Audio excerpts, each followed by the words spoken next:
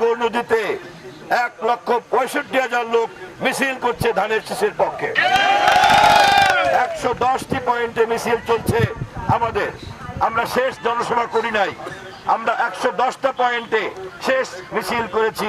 অভিনব এই প্রচারের মধ্য দিয়ে 1.5 লক্ষাধিক ভোটার, 1.5 লক্ষাধিক মানুষ ধানের শীষের পক্ষে সর্বশেষ মিছিল করেছে। সারা দেশের মতো বরিশাল 1 আসনেও ভোটারদের মধ্যে স্বতঃস্ফূর্ত জোয়ার তৈরি হয়েছে।